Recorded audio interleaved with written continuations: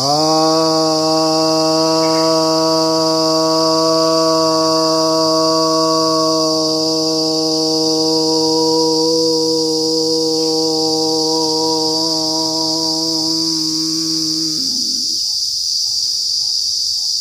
भक्तजनों को प्रेम नमन।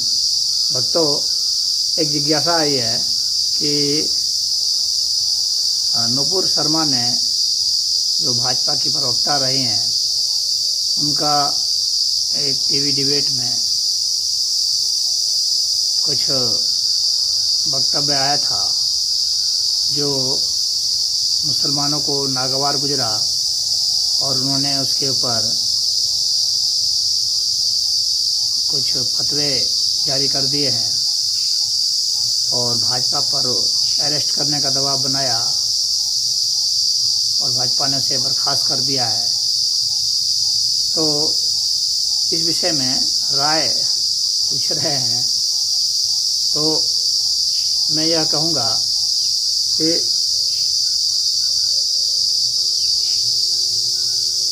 कोई भी जब दो विचार,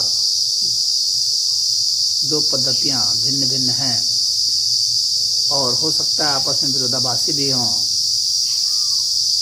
और एक दूसरे को हित भी पहुंचाने की कोशिश कर रही हों, तो वैसे में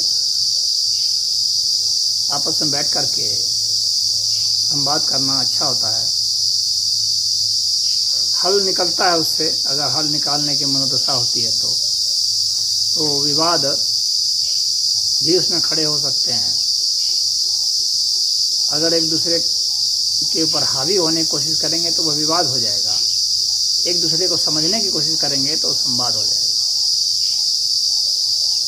तो जहाँ तक मैंने सुना है, नुपुर शर्मा ने ऐसी कोई बात नहीं की है जो कि मुसलमानों के ग्रंथों में ना हो। हदीसों में वे सब उपलब्ध हैं। उन्होंने जो जिक्र किया है कि मोहम्मद साहब जो थे, उनके जो पैगंबर थे, उन्होंने आयशा नाम की एक महिला, क्या एक बच्ची से, वो बच्ची थी उस समय ही उससे विवाह किया था 6 वर्ष की उम्र में। उस वक्त मोहम्मद 50 से ऊपर की उम्र के थे और 9 वर्ष की उम्र में उसके साथ संबंध बनाए। शायद उस वक्त मोहम्मद साहब 55 वर्ष की उम्र में थे। कहने मतलब है कि यह बेमेल संबंध था और यह उन्हीं के ग्रंथों में लिखा हुआ है और इसी का जिक्र नुपुर शर्मा ने किया था, तो इस पर उन्हें गुस्सा होने की कोई ज़रूरत ही नहीं थी।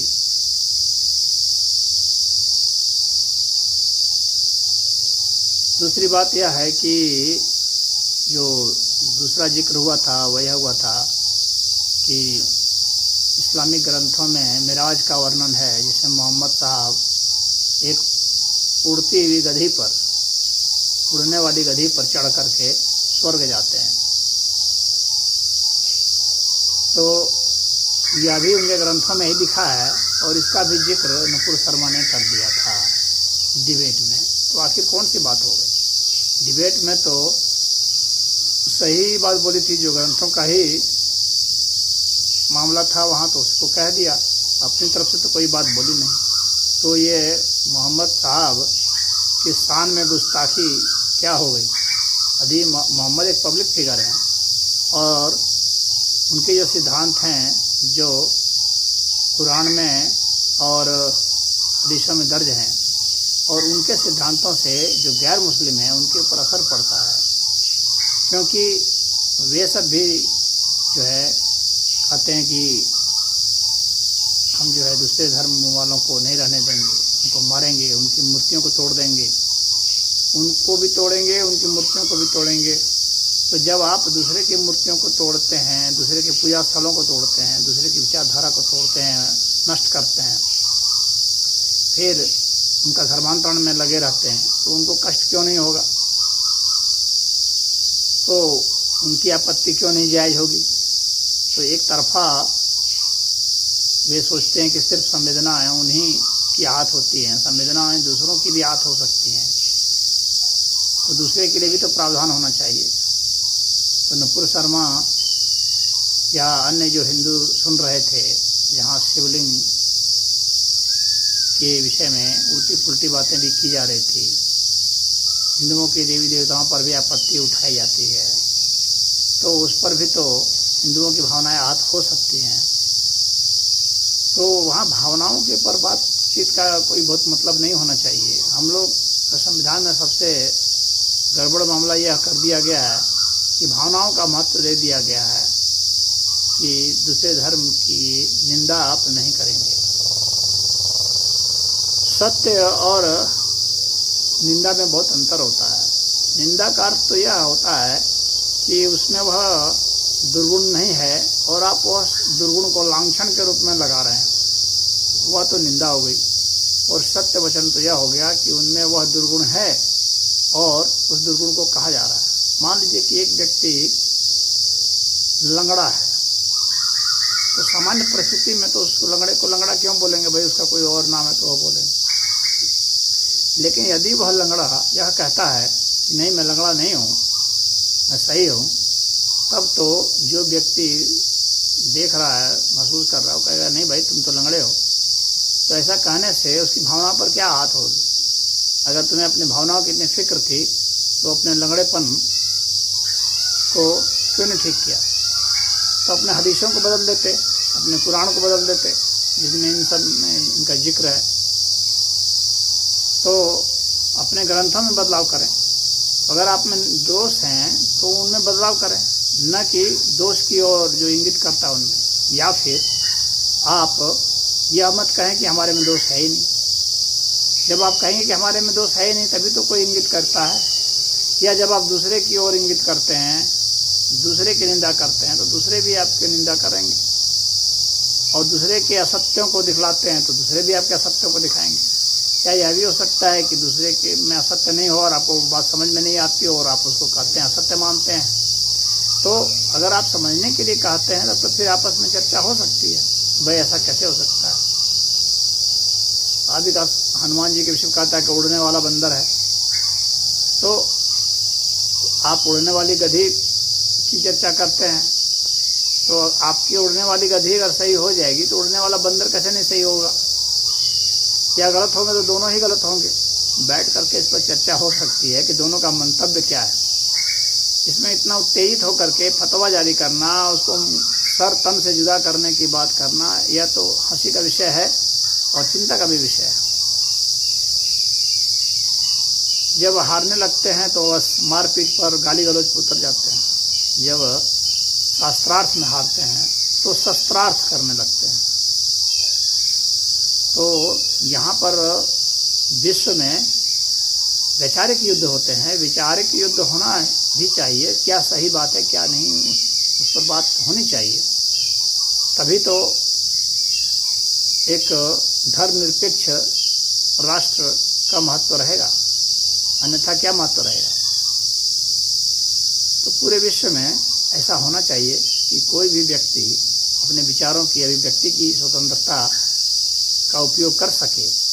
उसके ऊपर यह भय ना हो कि उसे मार दिया जाएगा या उसके परिवार वालों को क्षति पहुंचा दी जाएगी, तो यह नहीं होना चाहिए। लेकिन इस्लाम में तो यही है कि जो कोई इस्लाम पर आपत्ति करता है उसको मार दो, उसके परिवार वालों को मार दो, उसको लूट लो, बलात्कार कर दो, व्यभिचार कर दो।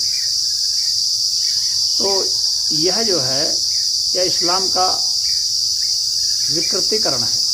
इस्लाम विकृत अर्थ में प्रस्तुत होता है, डिस्टॉर्टेड है।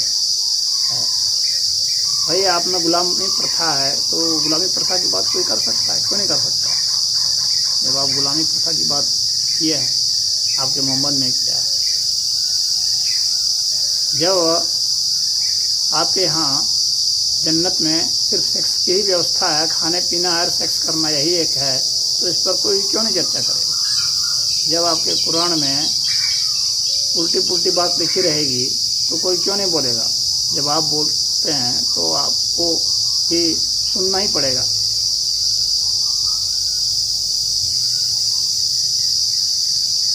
कि गारे से बना दिया मनुष्य को, आपके कुरान में लिखा हुआ है। कीचड़ में समुद्र डूब जाता है, ये सूरज डूब जाता है कीचड़ में। तो इस तरह की बातें लिखी हुई हैं, कोई क्यों नहीं कहेगा। पहले आपने धरती बना दी, तो जो विज्ञान पढ़ रहा है वो जानता है कि धरती पहले नहीं बनी है, और आप पहले धरती बना रहे हैं। तो विज्ञान विरोधी बातें होंगी तो लोग क्यों नहीं विरोध करेंगे। आप चपटी धरती बना रहे हैं, जो विज्ञान पढ़ लिया है वो जानता है कि जब धरती ऐसी चपटी नहीं है, तो क्यों नहीं बोलेगा। आप कहेंगे यदि बोलेगा तो गर्दन काट देंगे। ये तो कोई बात हुई नहीं। वैज्ञानिक तथ्यों को बोलना कोई गलत बात तो है नहीं।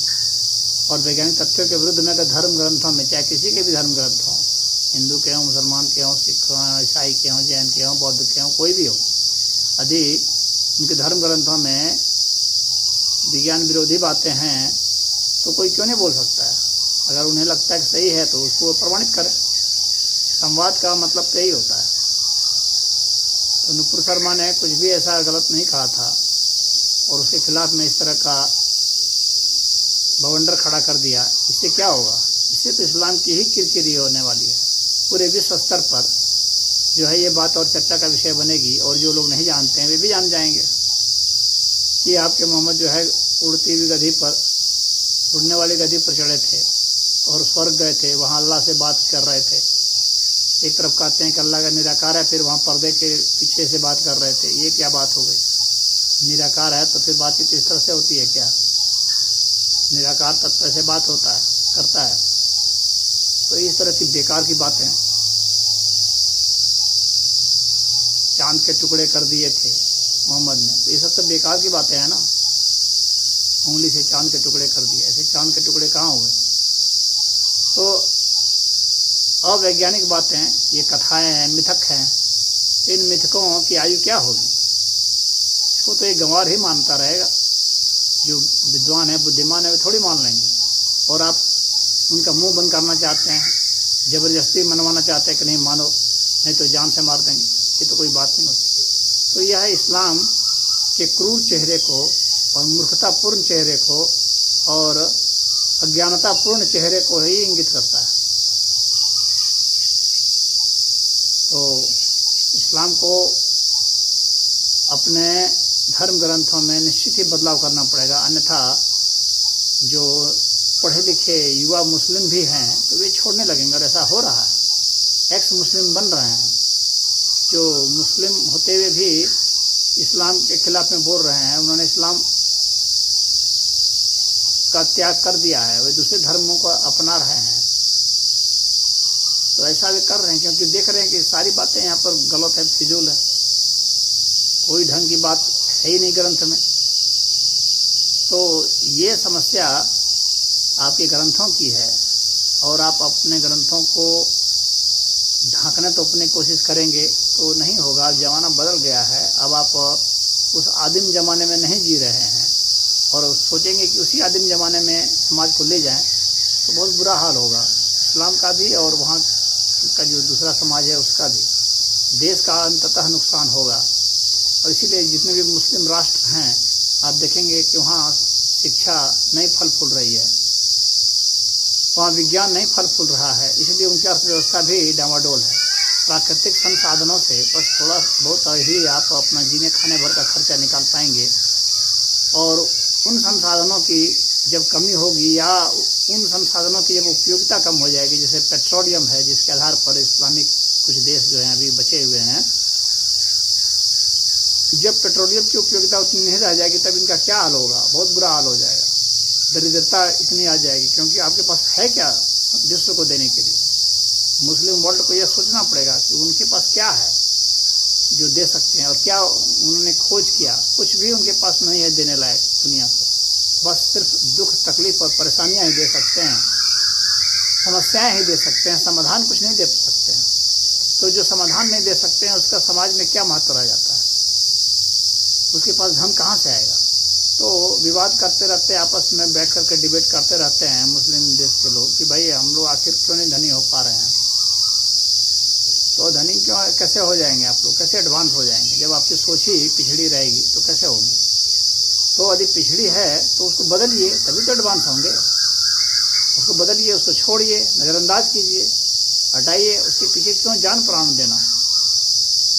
किसी एक व्यक्ति के पीछे, जो व्यक्ति अभी जिंदा भी नहीं है, उसके लिए क्यों दूसरे व्यक्तियों को मारना और सताना, और स्वयं को भी सताना, स्वयं को भी बम से उड़ा ले रहे हैं? तो ये कौन सी बात है? ये तो महान मूर्खता वाली बात है, खुद को बम से उड़ा देना। अल्लाह करते चिल्लाते हुए जाना, दूसरे को मार देना। तो इस तरह की आतंकवादी गतिविधियों से अब इस्लाम जो है अपना चेहरा बहुत दागनुमा कर चुका है, और ऐसे में अब उसे परेशानी उठानी पड़ रही है। आज के एडवांस युग में, इंटरनेट का युग है, सोशल मीडिया का ज़माना है, और धीरे धीरे और ज़माना एडवांस होता जाएगा। अब तक तो सारी बातें जो आप लोग पढ़ते थे अपने ग्रंथों में, अपने यहाँ रखते थे, तब तक तो ये चल रहा था। अब ये इंटरनेट पर सारा उपलब्ध हो गया है। अब सब कुछ जो है सबको उपलब्ध है कि किस ग्रंथ में क्या लिखा है, क्या मतलब है उसका। तो अब आप कहाँ तक छुपाएंगे? और जब आपके मुस्लिम जो आलिम हैं वे ही इस बात को अब कहना शुरू कर दिए हैं, तो अब आप क्या कर रहे हैं? तो उसे बदलिए, बदलने की ज़रूरत है। बदलते हुए ज़माने के साथ आपकी सोच बदलनी चाहिए। नए नए वैज्ञानिक खोजों के अनुसार आपको अपने को ढालना पड़ेगा। अब आप उन शब्दों के तोड़ मोड़ करके आज के संदर्भ में अर्थ निकालेंगे तो नहीं निकल पाएगा उतना। तो क्रिटिसिज्म तो होगी, आलोचना होगी। तो नुपुर शर्मा के बयान से और उस पर विवाद खड़ा कर देने से, कानपुर में दंगा खड़ा कर दिए।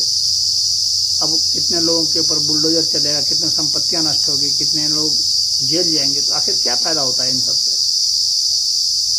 ये आप अपनी एकता दिखलाना चाहते हैं, आप अपना न्यूसेंस वैल्यू दिखलाना चाहते हैं कि हम लोग कितने नकारात्मक हो सकते हैं और हम लोग कितने उपद्रवी हो सकते हैं, यह दिखलाना चाहते हैं। इससे आपकी छवि अच्छी थोड़ी हो जाएगी। इससे सारे लोग कष्ट पाएंगे। जितने आम मुसलमान हैं बेचारे, वे तकलीफ़ पाते हैं इससे। उनके भी बाल बच्चे हैं, आखिर वे कैसे जिएंगे? उनको तो जेल में डलवा दिया आपने, उपद्रव खड़ा करा के, बहका कर, फुसला करके। तो इस तरह करने से काम नहीं चलेगा। इससे इस्लाम की जो है और छवि बद से बदतर होती चली जाएगी। तो इसमें इतना ही।